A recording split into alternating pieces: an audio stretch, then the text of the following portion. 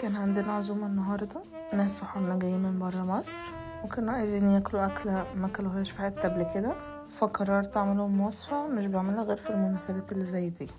لحمة بالبطاطا. هنجيب حلة احط فيها معلقة سمنة كبيرة ومعلقة زيت كبيرة، وهنجيب كيلو لحمة مكعبات وهفضل اقلبها على النار لحد ما تستوي وتاخد لون.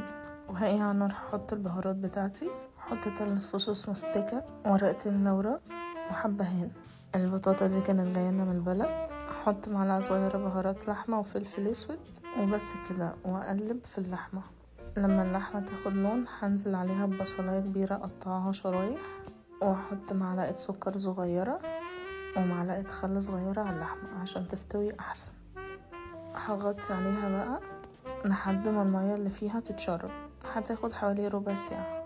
ولما الاقي المية اتشربت هزود عليها مية لحد ما اغطيها خالص واقفلها تستوي على نار متوسطة لمدة ساعة كمان. هنجهز بقى رز معمر. ده رز حط عليه زبادي وملح وفلفل اسود، غسله كويس، وهبدأ ارصه في البرام بالمنظر ده. حاملة حوالي ربع البرام كده، وبعدين ارص لحمة عليه بالمنظر ده لحد ما اغطي البرام كله باللحمة. وبعد ما اغطي البرام باللحمة هرش على اللحمة رشة فلفل اسود صغيرة، وانزل ببقية كمية الرز على اللحمة لحد ما البرام يتملي، واسويه بايدي كده. هجيب بقى قشطة كنت مفرزاها عندي من قبل كده واحطها على وش البرام، وارش معلقة فلفل اسود صغيرة، وازود شوية لبن دافين عليه، وبعدين ازود مية لحد ما البرام كله يتملى. هحط معلقة سمنة بلدي كده على الوش وادخله الفرن. دي اللحمة بعد ما استوت احط عليها رشة ملح واحطها في برام، واحط عليها البطاطا بص مقطعها بالمنظر ده تخين كده. اخر حاجة هقطع طماطم شرايح واحطها على الوش، وبعدين ازود شوية مية صغيرين على البرام، واحط قرن فلفل حراق كده على الوش، واقفل البرام بورق فويل واحطه في الفرن صاج جنب الرز.